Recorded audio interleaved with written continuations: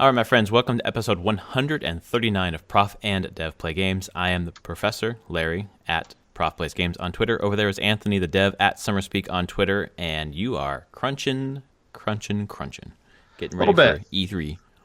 Yep. Still moving forward. We're continuing with our E3 podcasts. Last week we talked about third parties, forgetting completely about Square Enix. So today we'll pick up with Square Enix. And we were going to move on to Xbox, but Sony made some news this week, so we're going to go on to Sony and then talk about what we're playing. And no big surprise to you. Unfortunately, I didn't play 1 second of Chrono Trigger this week. I don't know if you did. I played it earlier in the week.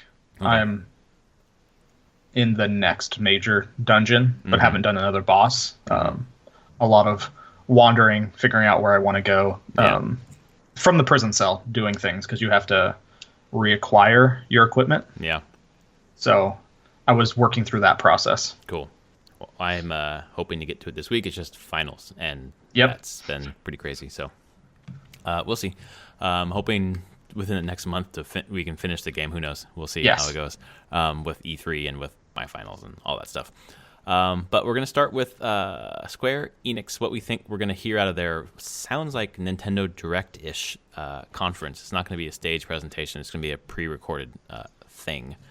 Yeah, and that's why I kind of missed out on it. I just didn't even know that they were doing something like this. Right. Yeah, they announced it this week, so it's yeah. I wasn't even thinking about them. Although, they did one last time. I think it was 2015 was the last time they did an E3 Yeah, thing. they tend not to do this as much. Like a big thing. Of course, they have booths there, or their games show up in other people's stages, but actually have their own presentation. Yeah, not usual. Right. So well, they're going to do some things. I know what I'm hoping, but I think maybe it's the thing that you're hoping as well. At least one thing that you're hoping, because it's something we heard about like 2 years ago, maybe, or at least rumored to have Final Fantasy 1 through 10. I think all in one collection. Yes. I would love that still. I want it to happen. And I feel like that rumor is still somewhat true, as in it's something that they probably were considering. Right. There was some kernel of truth to that rumor, but for some reason it hasn't happened yet. Maybe it's been harder to get together than they thought, or just taking more time. I wonder if it's more lucrative to break them up. It probably is more lucrative to break them up, honestly. And how would you do that? Would you do like 1 through 6 and then 7 through 10, or do them individually? I think people would have an issue with individually. Yeah. I mean, they could, though. They could just be... But I'm trying to think of, like...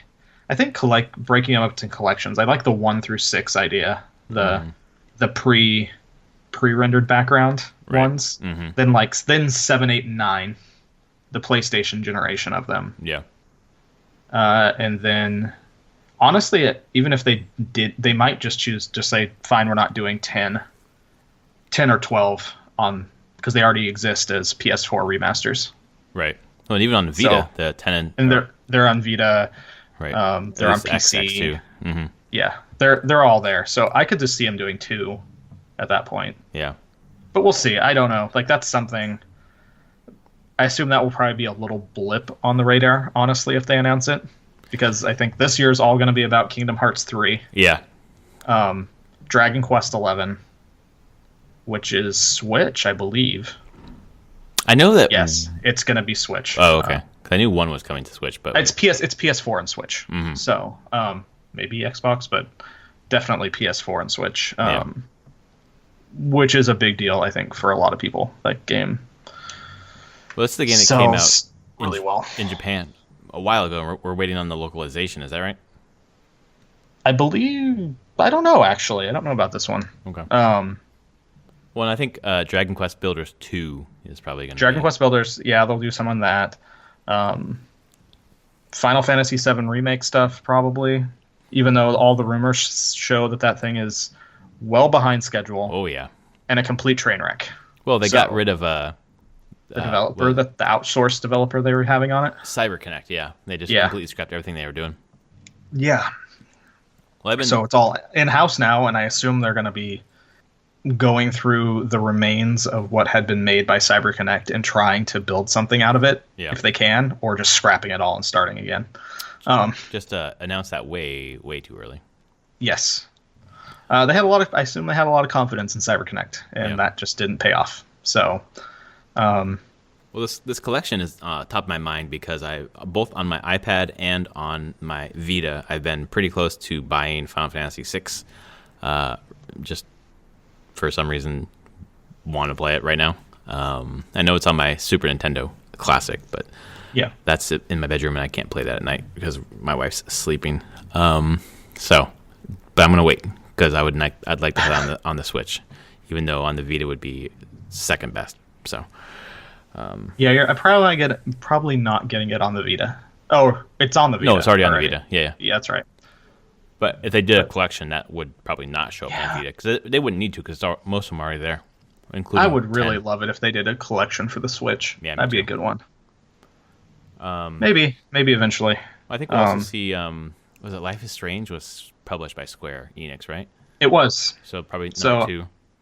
I assume if they're doing more with it. And then, I mean, you have all the Eidos stuff, which would have been Life is Strange, Avengers Tomb Raider. Now. Yep, Avengers. Because Crystal Dynamics is doing Avengers. Yep. So. And we'll probably see Octopath Traveler because that doesn't come out until June 13th. So we'll see something of that. Something, yeah, probably like a final trailer. Yeah, but maybe something even like that. Maybe even something in that vein, like in that kind of what's the word for it? It's not AAA, but it's double A title. I don't know what you'd call it. But kind of I don't know. It's always called different things. Yeah, but you know what I mean. It's not like it's not like the Avengers. It's the mid-range game. Yeah, exactly. We'll probably see more titles like that announced. Kind of like the Tokyo RPG Factory games. That style. It would be cool to see something with Chrono Trigger. Yeah, actually, I've still wanted to go back and read the history of why after Chrono Cross there hasn't been anything else. Yeah. What? Like what happened there? Because they still own the rights to it. Of course, the people probably working on it aren't working there anymore, but it's just odd to me that they haven't ever continued that franchise in any way. And actually, one of the ones that surprises me is the fact that Chrono Cross isn't available on anything else. Right. Like, it's PS1. I don't think they've ever released it any other place. I haven't seen it anywhere.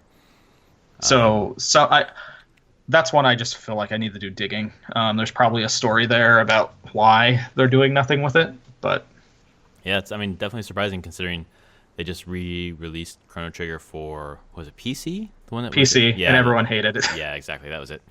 So, yeah, we'll see. But I think it feels like we know most of the things Square Enix is going to talk about. This is going to be similar to Sony's, because where Sony put out a bunch of the information on, like, here's what we're going to show. Right. There'll probably be one or two surprises on top of what they're going to, but that's about it. Right.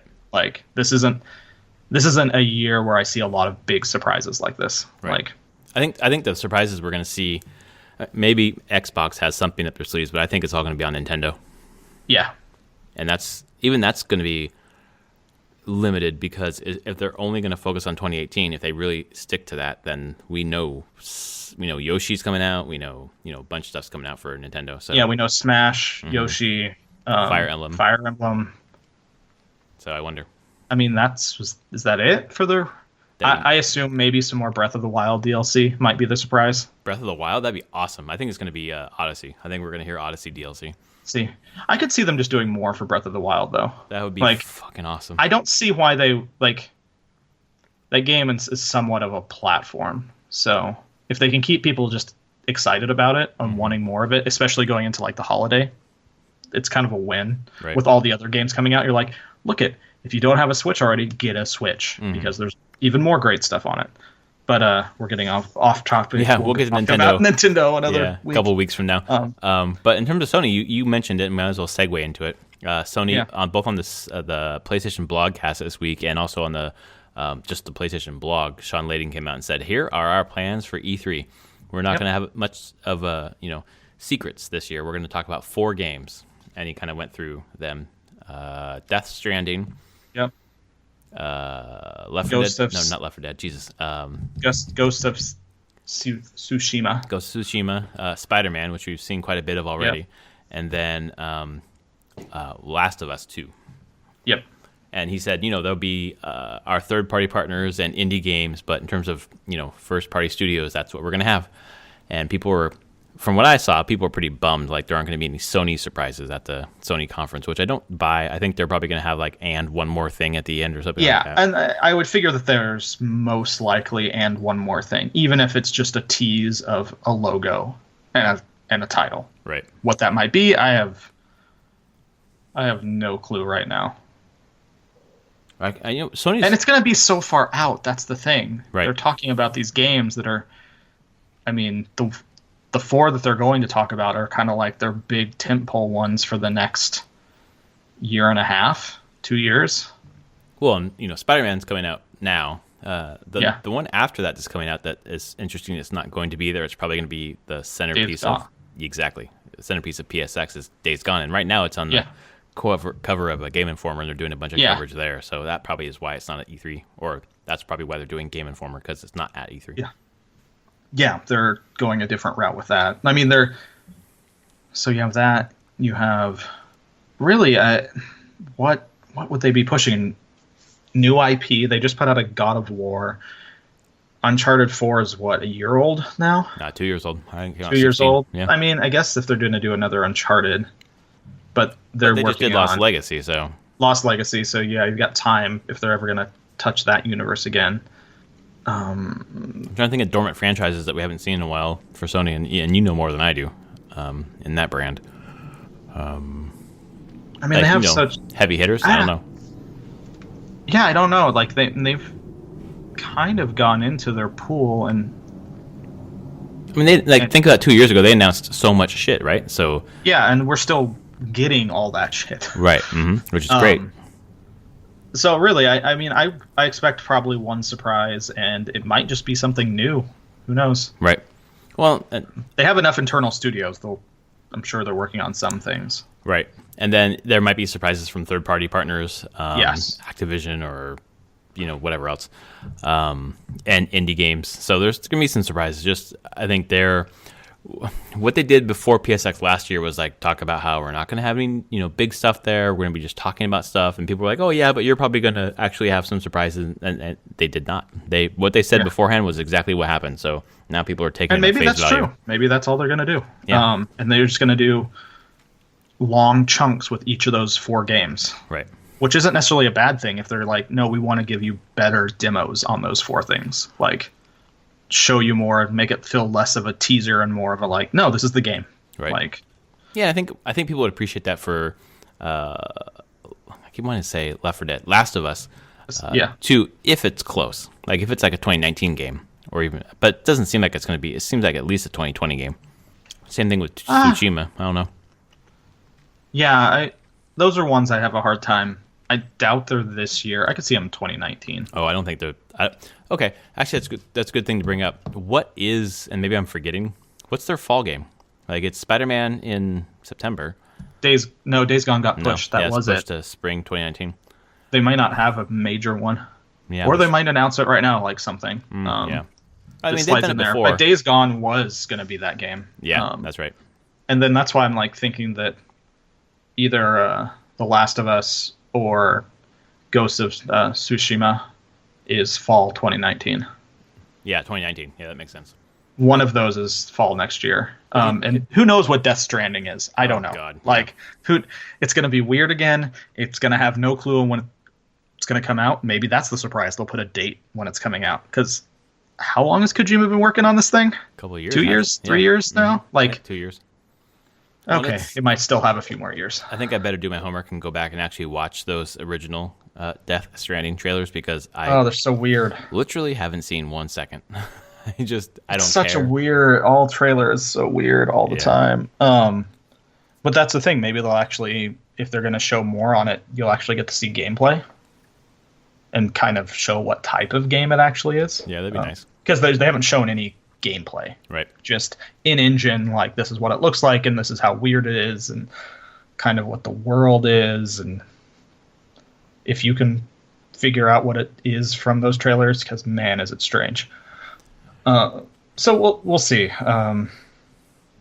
I just wouldn't put it past anyone at E3 not doing some and one more thing. Yeah, I can't see them not doing that, and I think that would be enough to go really in depth on those 4 titles, specifically the 3 that we haven't seen. I feel like Spider-Man we've seen quite a bit of with the Game Informer issue this month. Yeah. So the other 3 we don't really know much about. So a deep dive in all of them would be awesome. I'm really curious. And then just a trailer at the end for something else. For something else, exactly right. Something, and I don't know what that. My guess would be something new IP, just based on the strength of Horizon coming out and being like, here's new IP, everyone loved it. Honestly, it could be another Horizon. You don't think that's a PS5 game? It could be. I'm curious if they would push it that far, or if they try to not do a completely new engine. Yeah, just use the Decima engine again. Yeah, and just fast follow in some ways and do another big Horizon game. Give us the Majora's Mask of Horizon. Yeah, kind of. There's always that possibility, because clearly that they're going to invest in that franchise more, because it did really well for them. Oh yeah, so totally. And it's going to be a much better game. I keep thinking about. Wow, sorry, my computer just went crazy with photos uploading and beeping. So if anyone heard that in the podcast, I apologize. I just lost my train of thought. Oh yeah, I feel like my biggest regret from last year is not giving more time to Horizon. So I'm hoping to rectify that. I would say that it's a. I was very happy with that game. Yeah. Well, you platinumed the damn thing, so. I did platinum the damn thing, and I'm still very fond of it overall. Yeah. It didn't overstay its welcome in many ways. Did you ever play the DLC, the Frozen Wilds? I have not. I completely forgot about it. But you bought it, right? Or you have it? No. Oh, okay. I just completely forgot about it because I didn't have time to play at the point, and now I see GIFs every once in a while on Twitter of people walking through snow, like Aloy and so I was like, oh right, there's an entire DLC I never played. Right. I should get to that at some point, when I have the time. That's how I feel about the Zelda DLC. I haven't done much of it, and I really want to, but there's even so much of the main game I just still haven't done yet. So yeah. So I don't know. I mean, that's where I am with Sony at E3. Them putting this out is that it will be what they say, and maybe one surprise, unknown surprise, and then that's it. I think, which I guess is good that they're tempering expectations from the start. They're no, this is what we're doing. Right, because you hype is that fever pitch, and speculation is that fever pitch, and it's, honestly, it's part of the fun thing about E3 is just speculating. And then the surprises. It's kind of it's not kind of it's like Christmas for gamers, and then kind of to know what you're getting for Christmas early, it kind of sucks. So I think that's more where people are coming from when they're complaining. But yes, I think it's definitely tempering expectations where there isn't going to be that pop that they had a couple years ago with new stuff after new stuff after new stuff. They're not ready to show the next stage of their timeline, I guess. And I feel like Days Gone, was that last year? Just really was like a thud. It kind of felt like it. Yeah. I think it was last year. Yeah, I think people were just tired of zombies. Yeah, that's basically how I was feeling. Yeah, well, okay, so people are tired of zombies, and then they're also tired of, but they're not zombies, they're clickers or freakers or whatever. It's just they're fucking zombies, okay? Yeah, so they're a fast-moving zombie horde. Right. Okay. Yep. Done. Exactly. So those are that's Square and Sony. Should be some stuff in those conferences that we want to play. I'm specifically looking forward to the Square one, because just the mystery of what are they going to show? So. Not another Deus Ex? No, although it's not on ice, but they said they're not touching that for a while. So I assume the centerpiece is going to be Avengers. That's Avengers and Kingdom Hearts 3, I think. Avengers seems to be a good one right now. Just saying. Yeah, it seems to be in the zeitgeist. Zeitgeist seems to be doing pretty well overall. Well, and Black Panther just came to digital rental, so my wife gets to watch it finally. It's a good movie. Oh man, it's so good. So let's talk about what you have been playing this week, and I'll talk about my stuff. What have I been playing? I played some God of War. Nice. Probably got another couple hours into it. Nice. It's really good. Really? What do you like about it? It just feels really good. Everything you do, just every little detail in that game, and the feedback is incredible. I will say the combat is pretty tough overall. It's a weird arc. It seems pretty tough at the beginning, and then you get over this little hump, and then it feels easier. which I guess is more your skill, and then also you get your RPG-ish stats going up, like new abilities and attacks and everything, so that you can manage the fights better. But there's definitely some difficulty spikes towards the beginning. Have you fought a Valkyrie yet? I have not fought a Valkyrie yet. Okay. I've read online, they're like, oh, the difficulty spikes again when you fight Valkyries. Yeah, like, that's what I keep hearing too. That's great. The game is just absolutely gorgeous, and it's enthralling. That the camera is a perfect choice for just keeping you in the game. Yeah. Like it's so easy to just get lost and keep playing. Well, it never gives you a break in terms of. It doesn't give you a break, and you just feel like you're part of that world. The scale is insane. Not even monsters, just as you're like climbing mountains and looking back down and wherever, and you're just the level of detail of the world, and without those breaks is just incredible. I see why it gets 10 out of 10. Yeah. Like, so you're total like what, 6-7 hours in, all told? Or more? Like 4. Oh, okay. I'm still pretty much, I would say, still near the beginning, because I do a lot of exploring, trying to find all the secrets. Right. All the ravens and stuff. Ravens, yeah. Just every like hidden chests, things like that. Okay. But yeah, it has my attention. It was pretty fun to play when I've had time. With the PS4, that's been a little bit of the harder part right now. Is that because it's on the TV, or is it on your computer? It's on the TV, and I'm usually sitting at my computer right now. Yeah. Right. That's because that's where I need to do work. Yep. So, what's the thing that's easiest for me to play is the things that are on my computer, which leads to the other thing I've been playing, which is Pillars of Eternity 2 Deadfire. Oh, I'm so excited for you. I got it on Friday. And it launched Thursday? Or Tuesday? Tuesday. It was Tuesday. It was earlier in the week. And I wasn't sure if I was going to interested in it or going to get it. I was able to get a deal on it, which was great, through some connections. I was like, fine, I'll pick it up. But that was after watching, while working, having streamers online, watching streams for 2 days straight. Oh, man. I was like, am I going to like this? Because I enjoyed Pillars of Eternity, but it didn't grab me nearly as much. It's not as memorable. There's a lot of what I felt like padding that I wasn't really that interested in. And so I just wasn't sure. I was like, oh, do I want to get back into this? I didn't like the class design in Pillars of Eternity was kind of weird. Rangers were stupid broken. There felt like very optimal ways to play that game. It's like, I don't know. And then I just was watching some streams of Deadfire, and it's like, got that deal. I'm like, sure, let's try this. And I got it Friday night, early evening, night. As of right now, I have 15 hours into it. Okay, well, it's got its hooks in you, and we're recording Sunday night, so that's... Yes. You haven't slept much, I assume. One, I have slept, but it's definitely... I've lost some hours to it. And there's definitely been some times, like that Friday night, where I sat down to play at 9. Next time I looked at my clock, it was 1 o'clock in the morning. Wow. I just lost. I was like, oh, it's going to be 11. No, it was 1. So that happened last night good, too. Huh? Intro's great. It really just kicks off with a bang.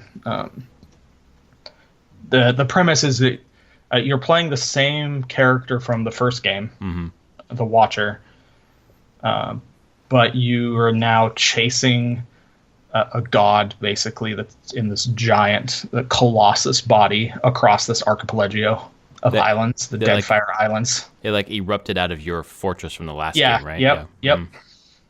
And took part of your soul with it. Oh, damn.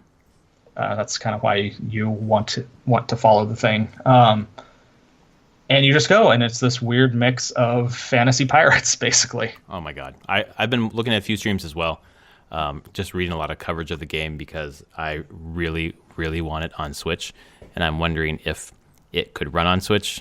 Does it? I think it will run on Switch. The one thing that also got me, because we had talked about it, I was like, man, Switch would be fine. I really fear what the UI is going to be like on console. Yeah. It is such designed for a PC mouse. Like the inventory, and I'm like, God, inventory management with a controller, if they don't do this right, is going to be horrible. If they made it touchscreen, it would alleviate some of that, right? Yeah. Yeah. Some of it. Yeah. It's very much a PC game. So. Okay. That's something to keep in mind. Yeah. So yeah, that just kind of was like, fine, I'm doing this. And yeah, I'm really enjoying most aspects of it. Just grabbed me. It just has the story grabs me way quicker in this one. There's a lot more to do. There's voice acting for pretty much everything. Have you noticed the Critical Role? Yes. Oh, okay. There's even a DLC that downloaded, the Critical Role pack, which was free. Yeah, and that's the characters from the first campaign. Yes. Yeah, that's pretty cool. Which I didn't know. It just asked me because when it booted up, it's like, hey, go to the Steam and make sure you download the Critical Role pack. It's free. I was like, okay, I don't know what you're giving me, but I'll get it. They've been talking about it quite a bit in the new campaign, where it's their, they voiced stuff in this game, obviously, and Matt Mercer voiced in the first game as well. But it's like character portraits and like voices, or even whole characters for the first campaign. The Vox Machina, I guess, was the name of that first campaign. Yeah, the Vox Machina characters. Like, you have a choice of 3 of them for your character's voice. 3. Oh well, depends if it's male or female. But yes. Mm-hmm. What else does it give you? I was looking at all this DLC. 8 new player voice sets based on the characters from the Vox Machina campaign. Yeah, this was the one that lets your character sound like those characters from the first game. That's cool. And then a lot of them do voice work for the game. Like, I've picked out Matt Mercer. Yeah. That was pretty... It was like, oh, that's Matt Mercer. Okay. I need to go back and listen to that first campaign a bit so I can get familiar with them before I play this game, because I just know them from the new campaign. It's gorgeous in its own way. I mean, this isn't like brand new 3D graphics, but the 2D backgrounds and the way they do play light off of it, all of it, it's gorgeous. So as a modern CRPG, it's innovating in some ways. Yeah. Definitely graphically. I mean, it's still that real-time pause, Baldur's Gate style combat, like, with its own innovations on how abilities work and their class system, and you can multi-class in this, which I feel like many of those hours was me just sitting with the character creator. Wow. Okay. Like, going back and forth, being like, what type of character do I want to be? Do I want to be this class or this class, or do I want to multi-class and there's subclasses for each class? Like, there's so much you can just go down a rabbit hole at the beginning on just stats, like what type of character you want to play. And so, it's a thing. I am totally on board with it, and I probably will play more tonight since I'm in the middle of a dungeon right now. That's compelling. Get back to that. Does it make you more or less interested in playing Divinity Original Sin 2 later this year? It keeps it about the same. Okay. Divinity's combat's the only thing that Divinity, I assume Divinity Original Sin 2 combat is still similar to 1. And 1's combat was quite a bit tougher than Pillars of Eternity combat. They require you to combo a lot in that game. Right. So I figure that Divinity Original Sin 2 requires the same amount. So that was always a blocker for me. Some was because the difficulty sometimes spiked really hard. And this one is I'm playing Deadfire on just normal difficulty, whatever they call it. They have like 5 difficulty levels. I'm just playing it on, I think it's called Classic. Like basically, and I'm doing 3 out of 5. Yeah, it's just like, this is what we designed the game to be played on. I was like, sure. And I'm doing fine. I've lost a couple fights and had to reload, but that was mostly out of my own stupidity. Trying to take on things way higher level than me, just to see. Yeah, see what would happen. Yeah, what happens is I die. Thank God for save scumming. Yeah.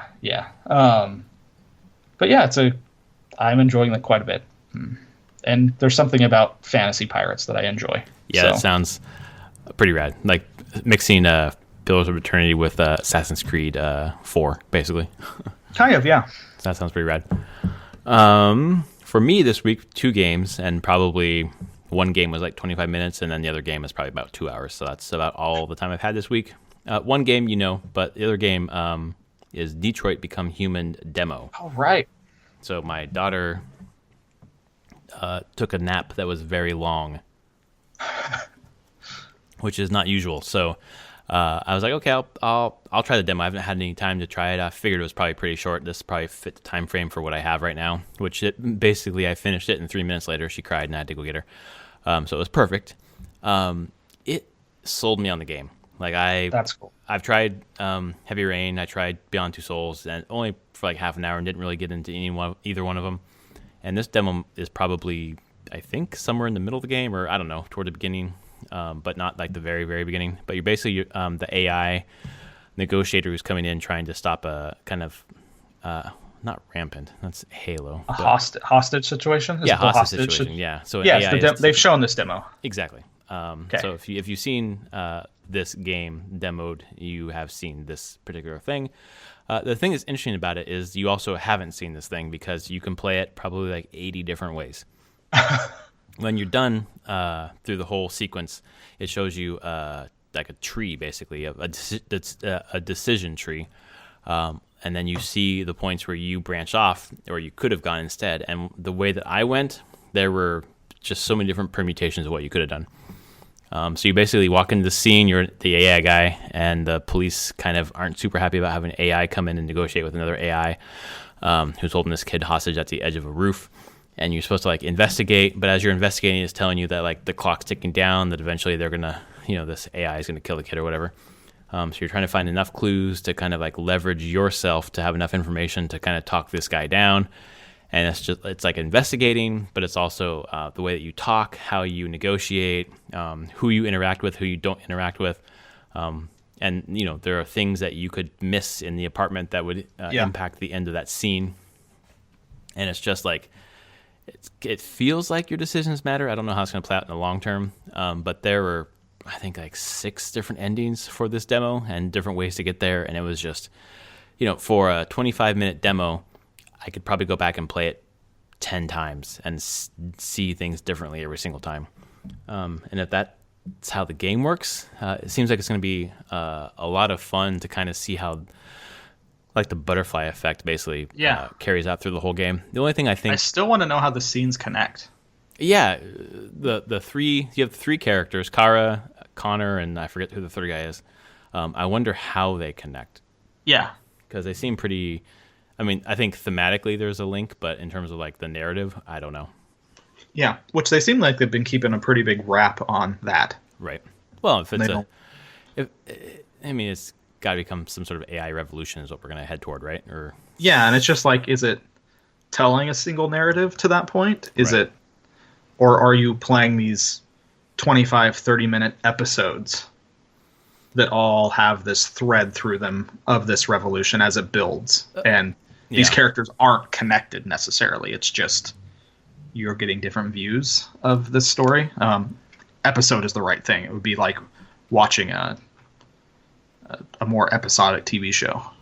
Well, it's funny that you mentioned that, and I think pretty insightful given just seeing the demos and thinking that through. Because when I listened to an interview with David Cage, the way he was talking about it made me think that he was putting together a bunch of short stories related to the same idea.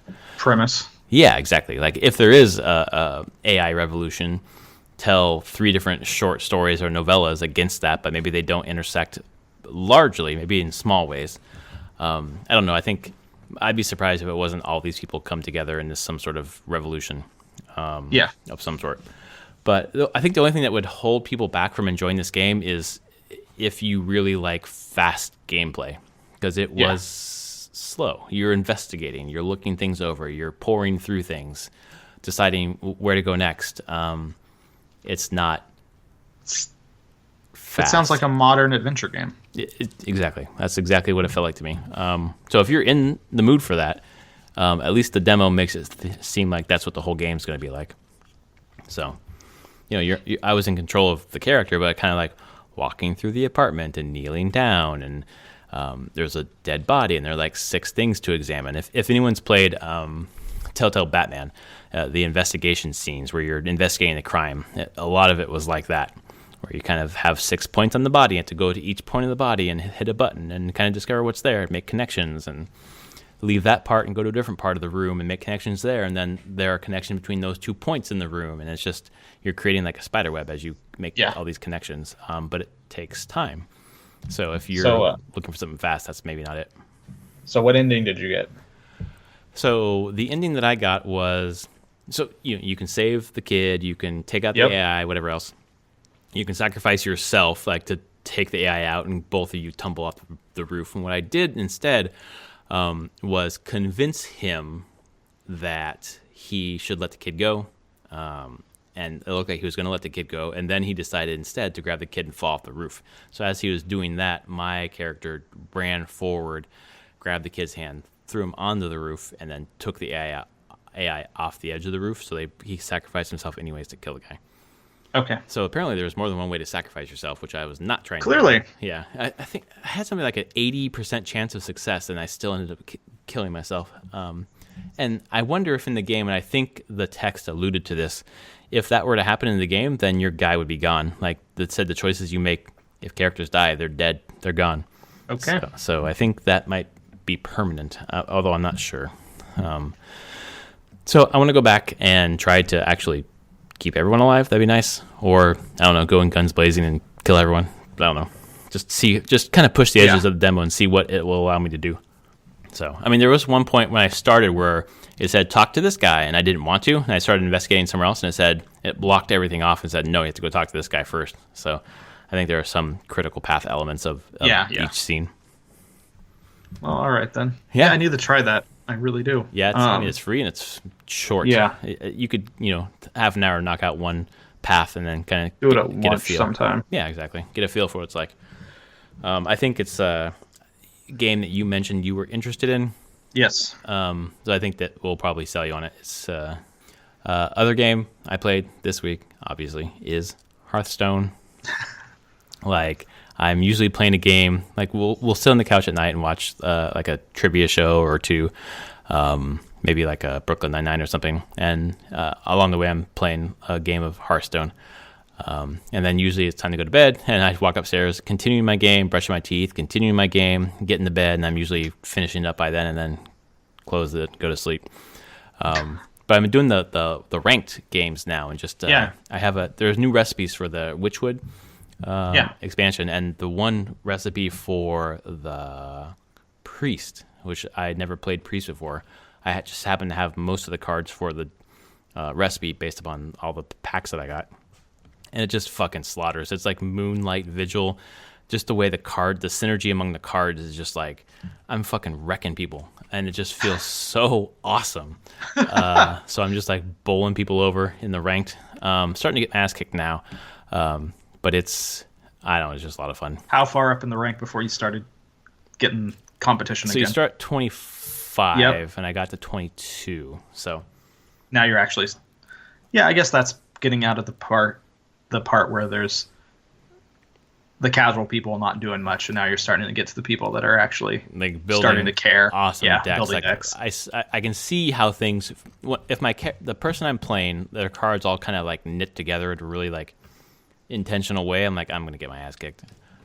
So I'm still not that great, but it's the way that the decks, like any deck building game, you could have great cards, but you could just not draw the card you need. Exactly. I just got screwed that way a couple times. Maybe that's just a card game. Yeah, exactly.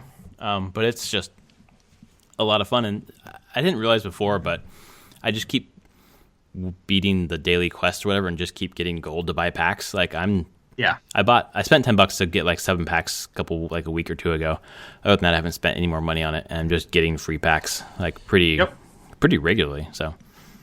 It's just a fucking hell of a lot of fun. That game is just so much fun, and then the single player kind of dungeon runs like make it even more interesting.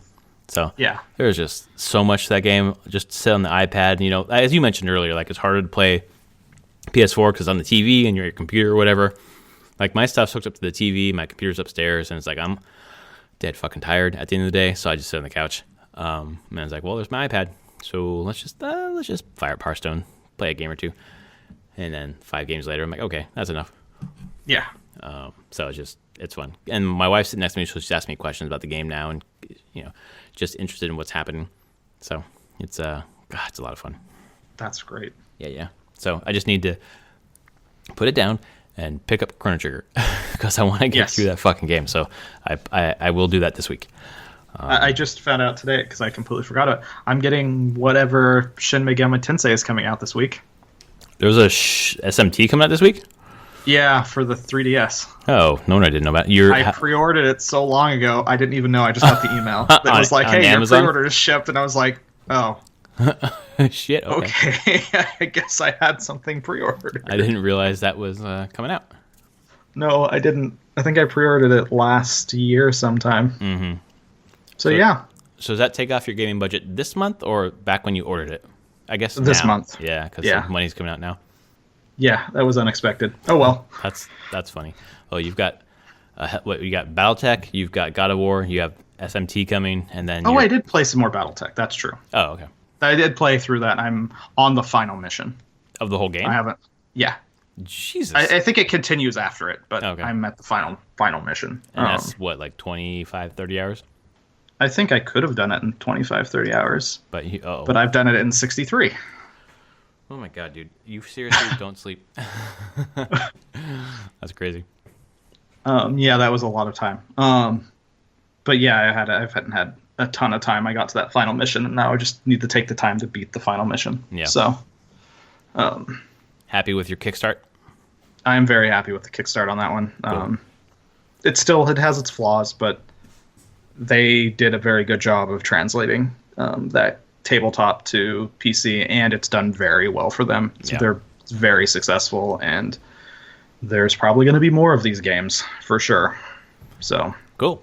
Well, I think Brad also has that game. I don't know if he's booted up yet or not, but he's excited about it. Just be prepared for a lot of information to take in. That's it. That's all you have to do. Yeah, he's pretty good at that. Yeah. Speaking of Kickstarter, real fast before we get off, did you hear about the Bloodstained Kickstarter game coming out? I know it should be coming out. Well, is it not? Well, no. Okay, so there's the main game, which is coming out later this year. But there was a stretch goal of an 8-bit like prequel to the game Iga is making, and it's made by Inti Creates, the ones who did like Azure Striker Gunvolt, those games. Okay. So it's coming out this month, the 24th. It's an 8-bit. It's basically Castlevania with like tons of different characters. It's called Bloodstained. Curse of the Moon. That's it. Curse of the Moon. Watch that fucking trailer, man. Okay. It's coming out for the Switch for $10. It looks fucking rad. It looks really, really good. It's like You're like, it's Castlevania. It's Castlevania, exactly. Made me boot up my Vita and make sure I had Symphony of the Night downloaded so I could jump into that when I finish whatever, when I finish Chrono Trigger or whatever else I'm trying to get through this month. But $10, it looks rad. So nice. And Inti Creates, I played a few games from them that are pretty good. I think they also were involved with Mighty Number 9 in some way, maybe just a publisher, maybe not. That game sucked. Whoa. I'm just looking at some of the screenshots? Stuff on Blood. Yeah, on that, the screenshots of that, and then looking at like Bloodstained. Why does it say that Yoshitaka Amano, artist, he's like the really famous artist on Final Fantasy who does all the logos and pretty much since the first one and does concept art for almost all of them. Wow. But he's listed as doing something on it. On the one that's coming out later this year? Just on Bloodstained. Oh, okay. Like a designer for it. Not like an art designer for it. I wonder if it's concept art for the Kickstarter or something. I assume it was concept art. That's just okay. Sweet. Yeah. But yeah, take a look at that. It's got something that looks good. So we'll see. Speaking of Castlevania, supposedly there's more episodes of that coming. Soon? Yeah, sometime I think in the summer. Nice. I think is the next drop of episodes. There's going to be 8 more episodes. Oh wow! Wasn't the last one like 4? Yeah, so it's double. Okay. Oh no, it's double. I mean, it's the end. It's the rest of the story. So you're saying it was always envisioned as like 12 total episodes. Oh, so 4 was the first one. This next one's going to have 8 total. Yeah, so to finish off 12 altogether. Yeah, 12 total for the entire for what they're telling the story of 3. Right. I think. Yep. And I think they're leaving out Grant Dynasty, but otherwise, yeah. Yeah. So. Awesome. I flew through those 4 episodes, and I'm not watching much TV. It was really fucking good. Cool. It was just so much to watch. We just started Jessica Jones season 2. I have not watched season 2, so I was not happy with Iron Fist. Did not like Iron Fist. Right. Didn't really like the Defenders all that much. Okay. So that really dampened me going into any more Marvel Netflix stuff. Oh, yeah. Yeah, it kind of sucks. I think most people felt the same way about Iron Fist that you did, and that kind of like threw some cold water on the whole. And the Defenders, that was the thing. I was like, okay, I'll give the Defenders a shot. And Defender wasn't like bad necessarily. It just wasn't that great. Yeah. I was expecting bigger things. This is the first team up of all these characters, and it's just wasn't that great. Well, Jessica Jones season 1 started off with a bang. Season 2 starts off with an info dump. It was not the most exciting first episode, so we're gonna give it some. I've heard that the first episode was is slow. Yeah. And the second one is quite a bit better. Awesome. Okay. Well, I think we're gonna watch the whole thing anyways because it's all female directors, female writers, all that kind of stuff. So we want to support that for sure. I also I would love it to be good too. And the first one was that's the thing. You're like, I salute them for the female directors and writers and everything. That still doesn't make it necessarily it's going to be good. Right. So unfortunately, I'm hoping it picks up because the first season was just probably one of my first season was really well done. Yeah, favorite things on Netflix for sure. I'm very curious. I haven't been spoiled at all for the second season. Yeah. But I just feel like, one, I'm very curious what they would do for. There's something very ominous about the Purple Man in the first season as like a protagonist to her. Right. That like it was the play of the hero to that villain that worked so well and that drove so much. And I'm like, well, what's the villain of the second season? They set it up in the first episode. Like, not who. Is it strong? Like, is it as compelling? So far, no. Yeah, that's my worry. I'm like, that villain, Purple Man from the first one, was such a compelling villain for her. Yeah, no, it's definitely. And it was so personal. That was what drove everything so much. But well, this one, it seems like it's going to be personal too. It just the way it's set up is just like. I feel like the first season you just jumped right in the middle of everything. You did. And this one's like, let's take this, let's like back up. Let's like wrap up all the loose ends from the first season through exposition and back up and like, here's the big picture for season 2. And now let's get involved in it. And it's just, from a storytelling perspective, is not very effective for getting you engaged in the story, I think. Yeah. And I think I need to watch it. Yeah, I think it's the, what sophomore books or movies sometimes fall into or shows or whatever. Like, okay, we've got you hooked. You like these characters. Now let's slow things down. Where if we slowed it down in the first season, you wouldn't have stuck with us. But now you like them, so you're going to stick with us now. It's like, maybe I won't. I'd like to have this move along a little faster. So anyway, that's the Netflix Netflix podcast. But there's lots to watch, lots to play. There's a lot of media to consume. Yeah, it's crazy. Good times. Well, that has been episode 139 of Prof and Dev Play Games. We will be back next week talking probably about Xbox unless some crazy stuff happens. And then when we get to Nintendo, we'll finally talk about the Nintendo Online news that we have had in our pocket for a while because of, it's not time to talk about Nintendo. So we'll save it for that episode. Let us know what you think. Leave us a review. Talk to us on Twitter. Tell your friends about the show. Thanks for downloading, and we'll see you next week. All right. Later, everyone.